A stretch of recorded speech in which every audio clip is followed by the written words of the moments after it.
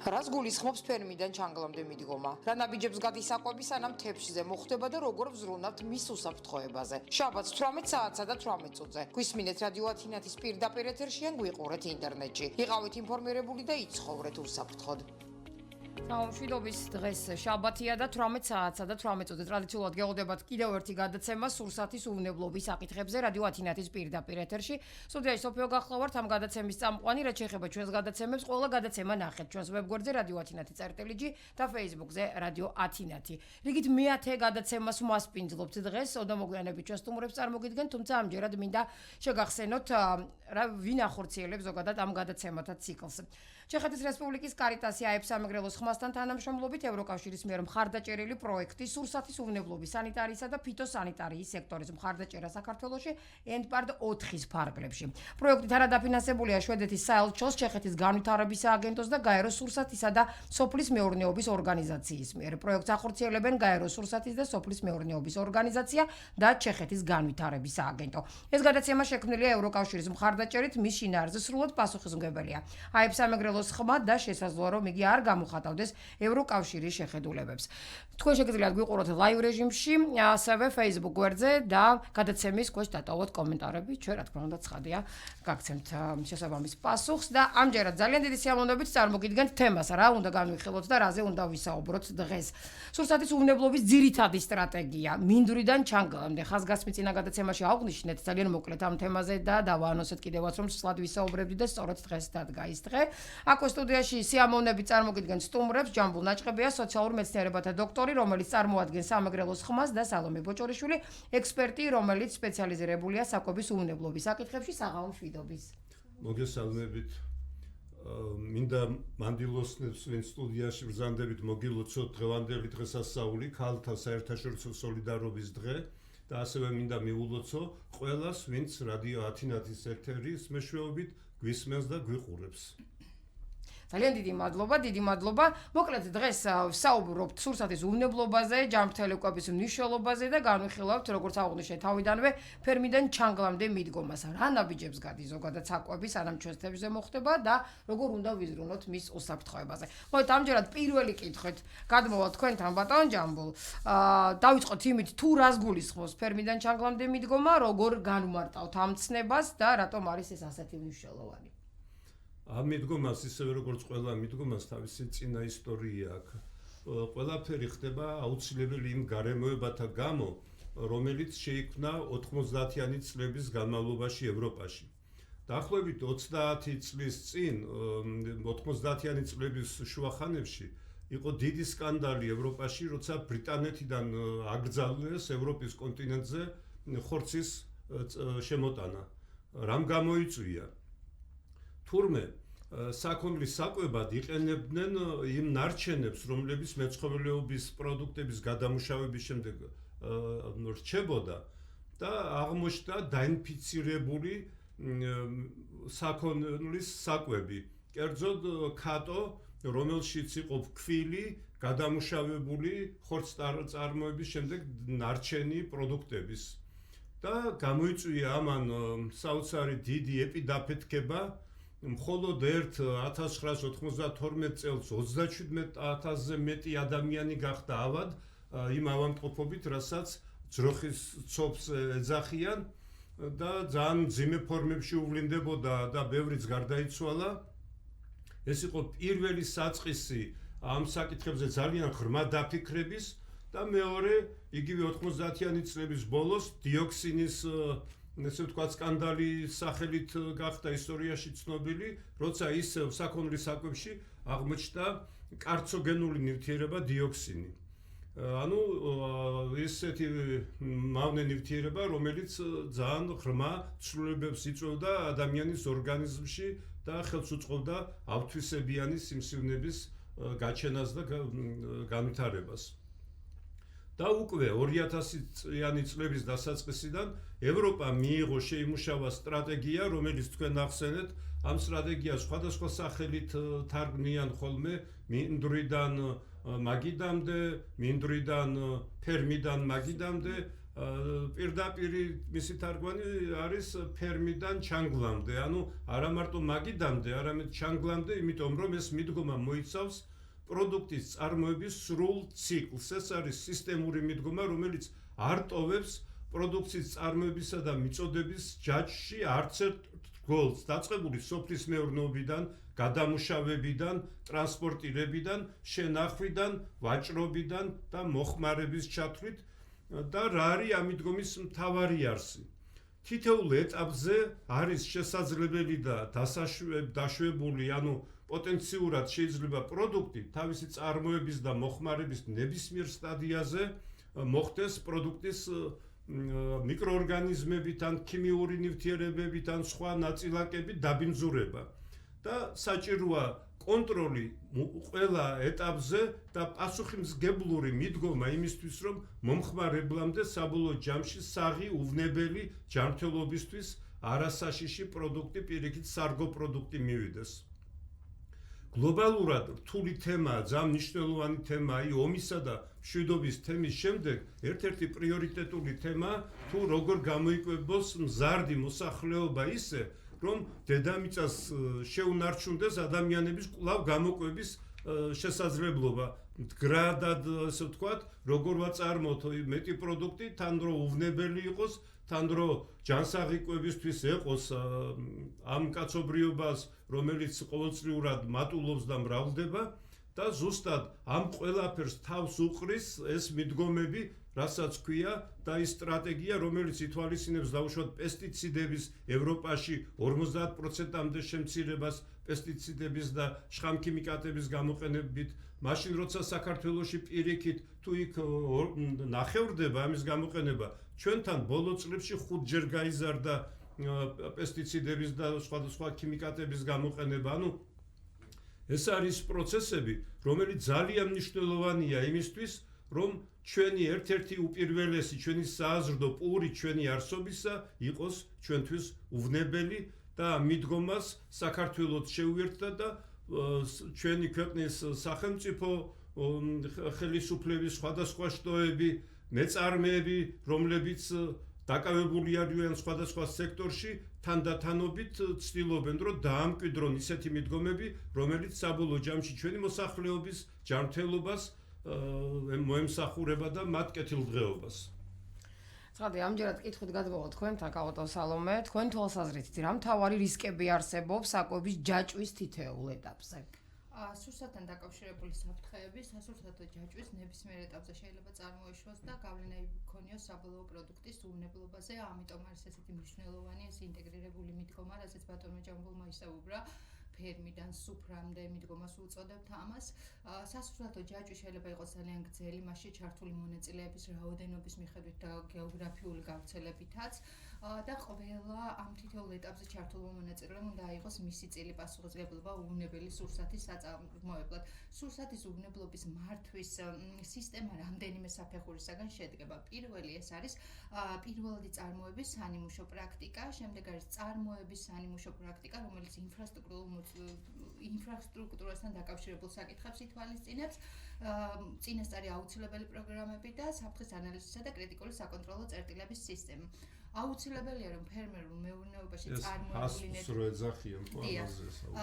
აუცილებელია რომ ფერმერულ მეურნეობებში წარმოებული ნედლეული იქნება თუ მზა პროდუქტი არ შეიცავდეს ისეთ საფრთხეებს, რომელთა აღმოფხვრა წარმოების შემდეგ ეტაპებზე იქნება შეუძლებელი ან თუნდაც მომხმარებელი ვერ შეძლებს ამის აღმოფხვრას და სწორედ ამ საფრთხეების რეგულირება ხდება წინასწარი პირველადი წარმოების სანიმუშო პრაქტიკის ფარგლებში. მოდით ვისაუბროთ აქ საფრთხეები რა შეიძლება იყოს პირველ წარმოებაში, შევეხოთ რამოდენიმე მათგან, ეს შეიძლება იყოს მაგალითად პესტიციდები, რაც უკვე ახსენეთ, პესტიციდების დიდი რაოდენობით გამოყენება შეიძლება ზიანი მიაყენოს ადამიანის ჯანმრთელობას და გარემოს და აუცილებელია დავიცვათ უსაფრთხოების ნორმები, აქ ანტიბიოტიკები, ასევე ესენი მიკრობიული წარმოუშობის სპეციფიური ნაერთებია, რომელსაც ძლიერი ფიზიოლოგიური მოქმედება ახასიათებს და აქვს უნარი გარკვეული რიგი მიკროორგანიზმების დაგანვითარების დათრგუნვის და მეცხოველეობაში გამოიყენება როგორც დაავადების პროფილაქტიკისათვის და სამკურნალოდ.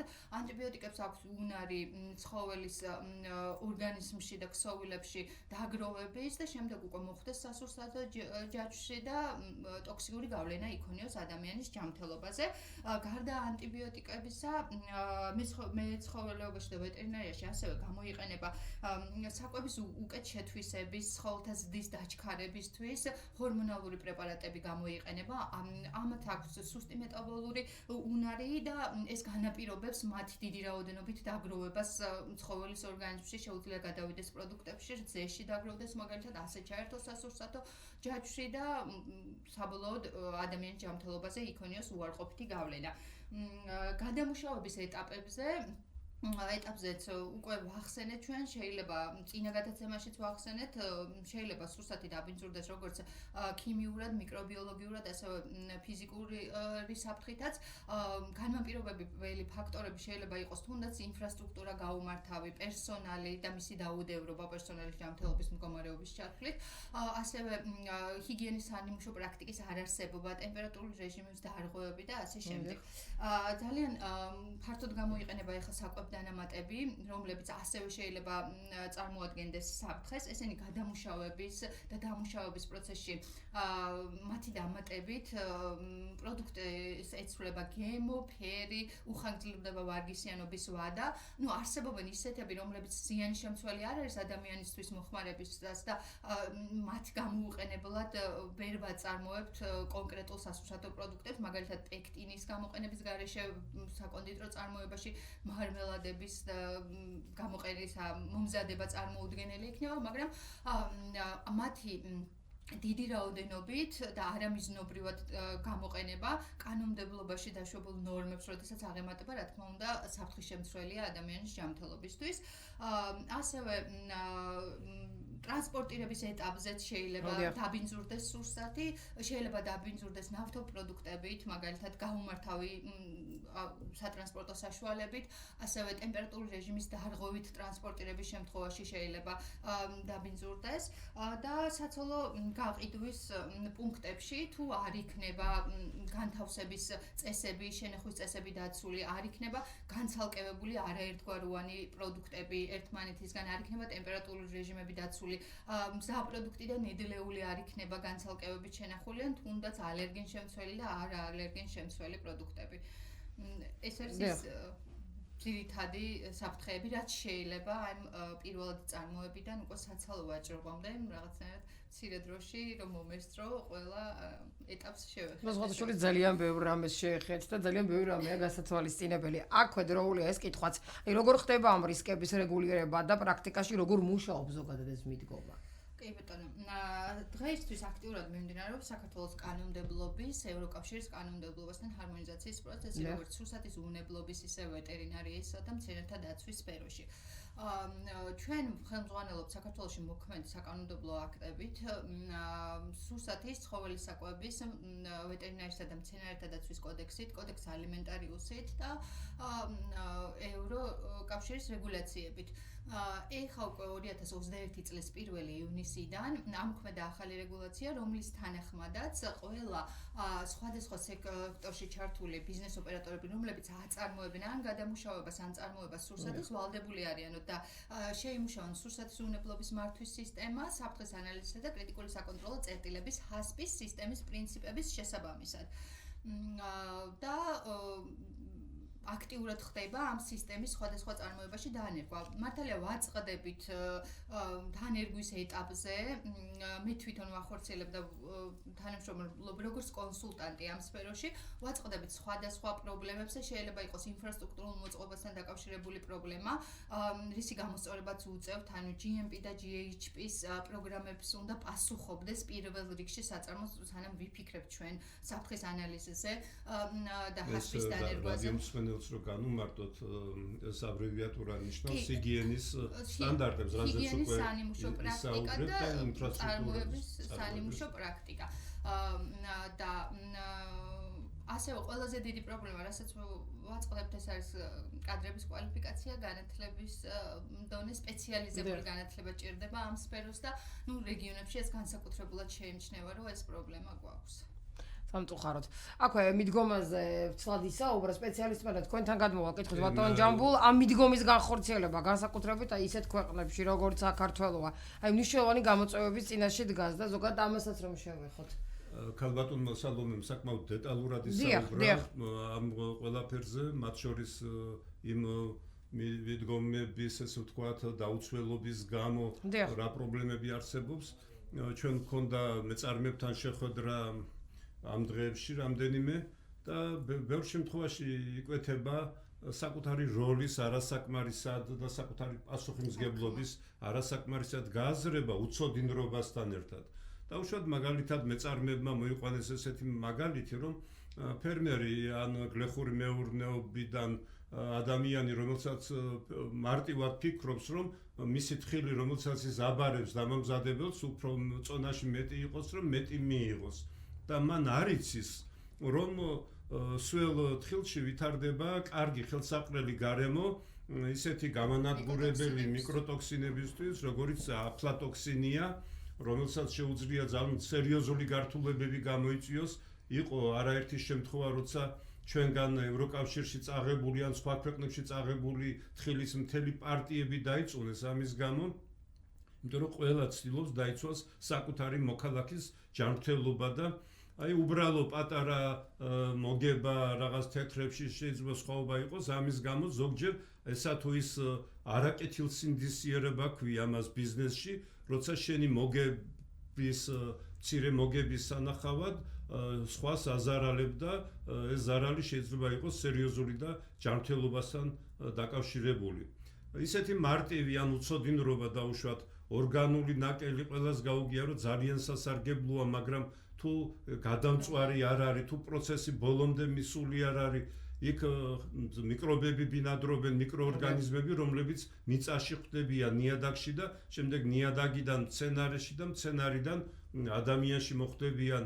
უამრავ ისეთი თითქოს ყოველდღიურობაში ადამიანი რო ყურადღებას არ აქცევს, ისეთი მომენტი შეიძლება იყოს, რითაც ესე ვთქვათ, დაბალი პასუხისმგებლობის არაკეთილსინდისიერების ან უცოდინრობის გამო ესა თუ ის ამ დიდ ჯაჭვში, რომელიღაც რგოლში ადამიანი ესე ვთქვათ, ზიანს აყენებს თავისი არასწორი მოქმედებით, ანუ მოქმედობით სხვა ადამიანებს და ამიტომაც არის მნიშვნელოვანი ჰასპის სისტემა, იმიტომ რომ ჰასპი ავალდებულებს ყველა მეწარმეს, ვინც ჩაბმულია მონახოს კრიტიკული წერტილები, სადაც ყველაზე მეტად მოსალოდნელია, რომ დაბინძურდეს ესა თუ ის პროდუქტი და ამ კრიტიკულ წერტილებთან დაკავშირებით მას უნდა გააჩნდეს ჩანაწერები და გეგმა კონკრეტული, როგორ აირიდოს პოტენციური დაბინძურება პროდუქტის და ამ მიდგომამ გაამართლა და ახლა დაუშვათ 37,000-მდე თუ იყო 92 წელს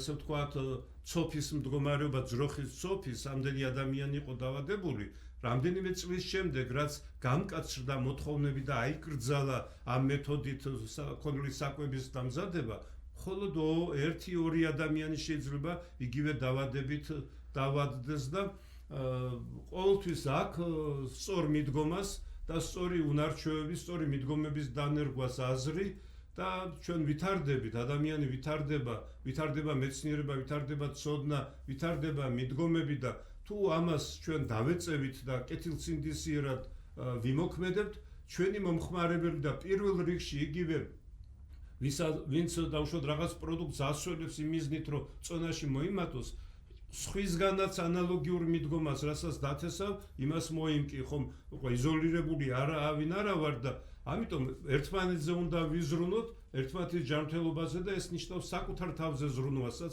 იმავდროულად, იმიტომ რომ სწორ მიდგომას დავამკვიდრებთ ამითი, რომელიც დაიცავს სხვა ადამიანებს სხვადასხვა ტიპის საფრთხეებისგან.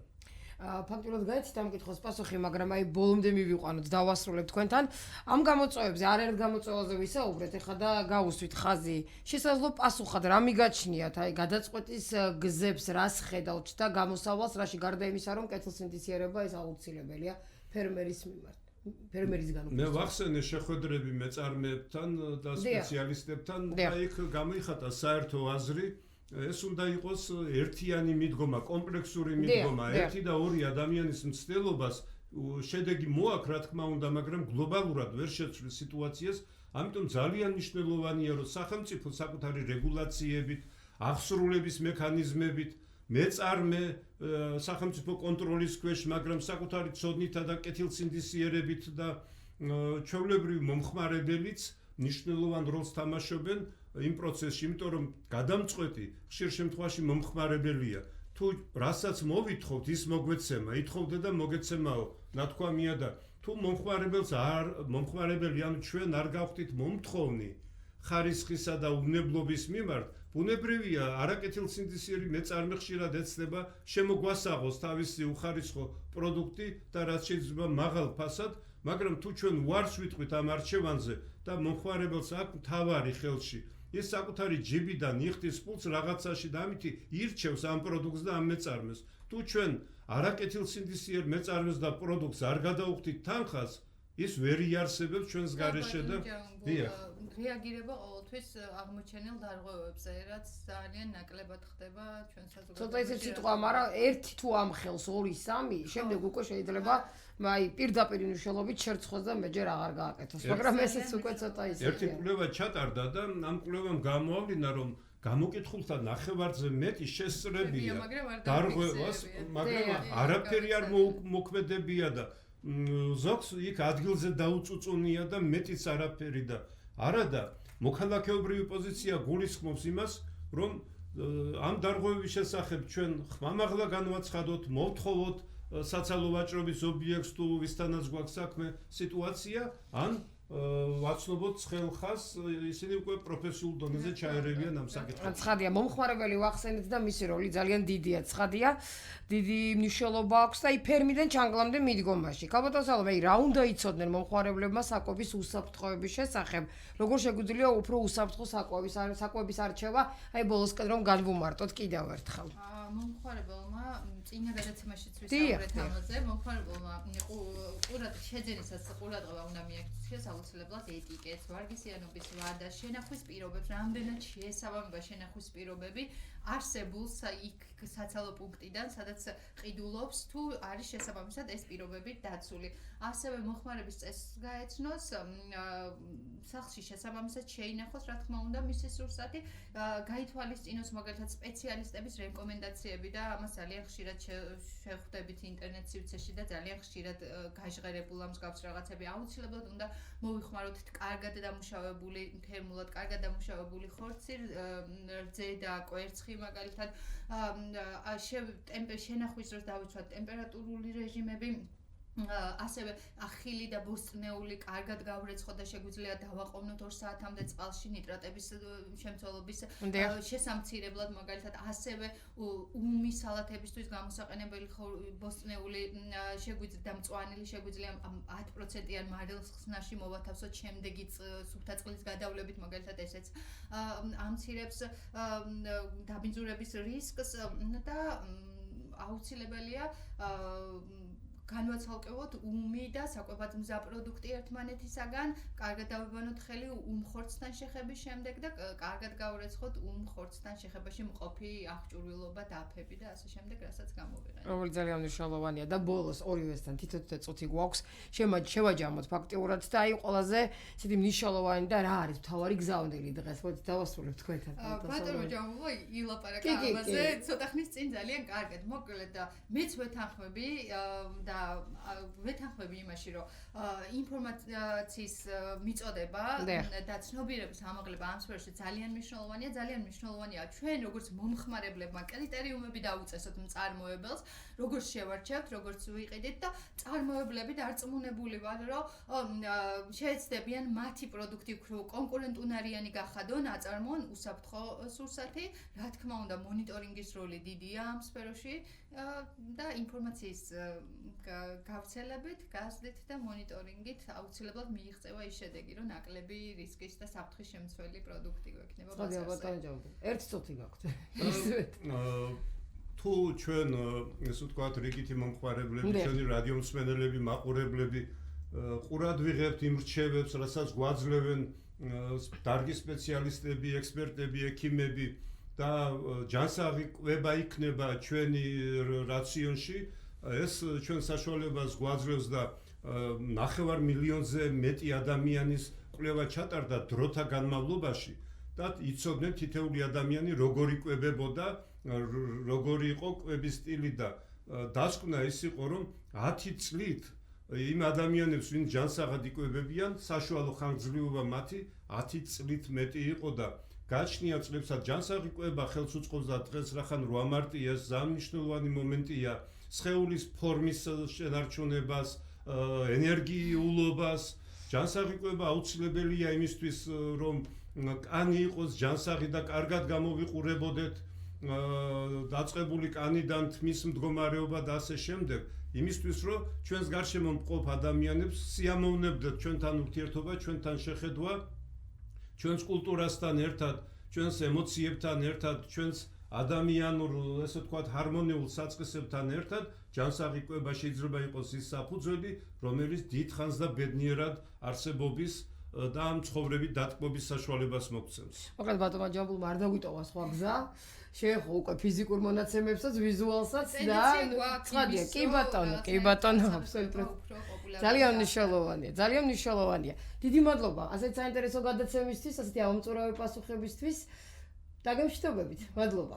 მოკლედ ჩვენს ერთგულსმენელს მინდა კიდევ ერთხელ შევახსენო თემა, რაზე ვისაუბრეთ, ფერმიდან ჩანგლამდე მიდგომაზე. რას მოიცავს ზოგადად, რა არის აუცილებელი და როგორ უნდა მოვიქცეთ, რომ ნაკლებად დაბინძურებული და საკვები მივირთვათ და შესაბამისად ჩვენც როგორც თითოეულმა ადამიანმა მივიღოთ წვლილი ამ კარგ საქმეში და სწორედ ამას ემსახურება ამ გადაცემათა ციკლი ყოველ ორშაბათს, 4 შაბათს და შაბათს 18 საათსა და 18 წუთზე. კიდევ ერთხელ შეგახსენებთ ჩვენი დღევანდელი გადაცემის სტუმრები იყვნენ ჯამბულ ნაჭყობია, სოციალურ მეცნიერებათა დოქტორი, რომელიც წარმოადგენს სამეგრელოს ხმას და სალომე ბოჭორიშვილი, ექსპერტი, რომელიც სპეციალიზირებულია საკვების უვნებლობის საკითხებში. მე ამ გადაცემის წამყვანი სოფია ხუციშვილი ვარ. ორ შაბათამდე დაგემშვიდობებით, კარგად ბრძანდებოდეთ.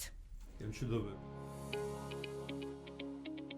რას გულისხმობს ფერმიდან ჩანგლამდე მიდგომა? რა ნაბიჯებს გადის საკვები, სანამ თეფშზე მოხდება და როგორ ვზრუნავთ მის უსაფრთხოებაზე? შაბათს 18 საათსა და 18 წუთზე. გვისმინეთ რადიო ათინათის პირდაპირ ეთერში ან გვიყურეთ ინტერნეტში. იყავით ინფორმირებული და იცხოვრეთ უსაფრთხო.